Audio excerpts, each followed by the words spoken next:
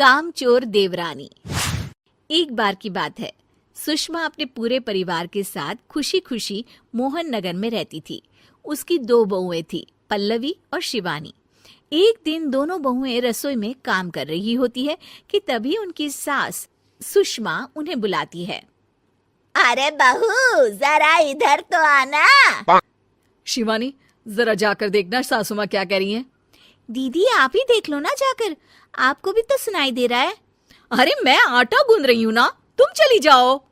हाँ तो मैं भी तो सब्जी काट रही हूँ ना दीदी। अरे बहू जल्दी आओ। ओह, ये तो जाएगी नहीं। मैं ही जाकर देखती हूँ कि क्या करना है। पल्लवी सुषमा के कमरे में जाती है। जी मम्मी जी, क्या हुआ?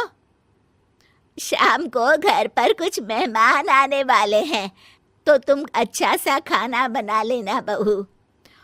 ठीक है मम्मी जी, आप बता दीजिए क्या क्या बनाना है और कितने लोग आ रहे हैं। सुनील की मौसी जी और उनका पूरा परिवार आ रहा है। कुल मिलाकर 3 लोग और हमें मिलाकर हुए 9 लोग।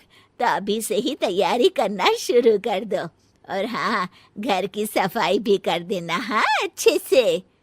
जी मम्मी जी, सब काम हो जाएगा, आप चिंता मत कीजिए। पल्लवी शिवानी को घर में मेहमान आने वाले हैं इसके बारे में बताती है। क्या 9 लोगों का खाना बनाना होगा, घर की सफाई करनी है?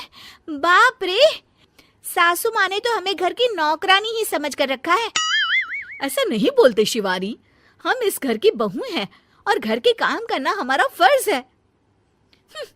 दीदी तो है ही सासू माँ की चमची, जब देखो सासू माँ सासू माँ। मैं तो इतना सारा काम नहीं करने वाली।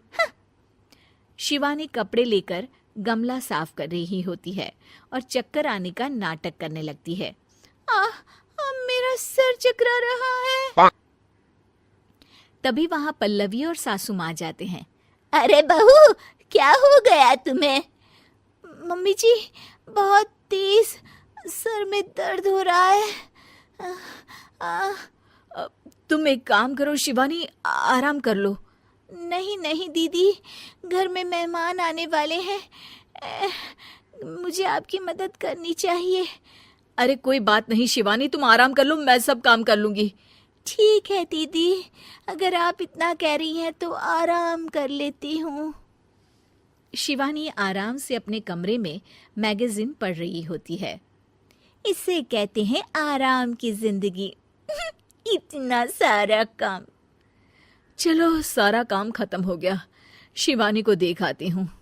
शिवानी अपने कमरे में ईयरफोन में गाने सुनते सुनते सो जाती है और उसके साइड में मैगजीन भी रखी होती है।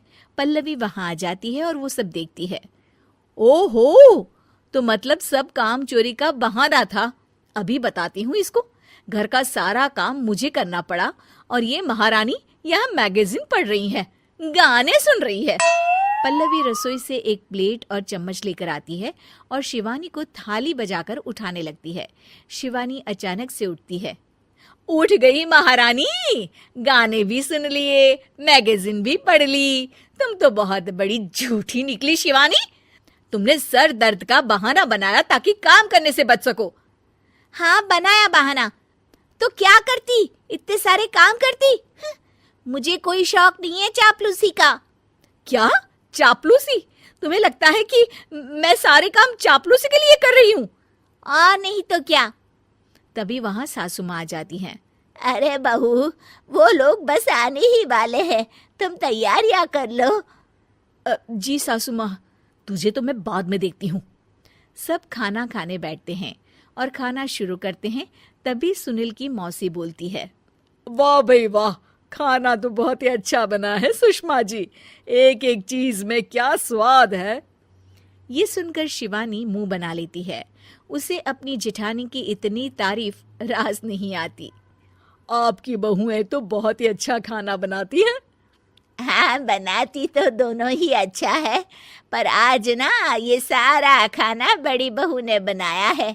छोटी बहू की तबीयत ठीक नहीं थी, सो इसलिए।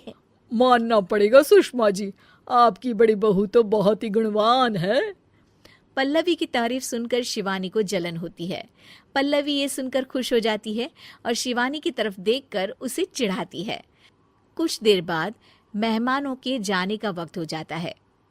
मौसी जी सबके लिए उपहार लाई होती है। वो सबको शगुन के पैसे देती हैं और अंत में पल्लवी के पास आती है। तुम्हारे लिए शगुन का लिफाफा तो है ही, पर बहू तुम्हें एक और उपहार भी मिलेगा इतना अच्छा खाना बनाने के लिए। मौसी अपने सोने के कंगन निकालकर पल्लवी को पहना देती है। ये लो, ये मेरे मनपसंद कंगन है, अब से ये तुम्हारे हुए। धन्यवाद मौसी जी। ये देखकर शिवानी तो पूरी तरह से जल जाती है और गुस्से से रसोई में चली जाती है। तभी वहां पल्लवी आ जाती है और उसे अपने कंगन दिखाने लगती है। देवरानी जी, अब आपका सर दर्द ठीक तो है ना? मुझे लगता है कि अब सर दर्द शुरू हो गया होगा आपका।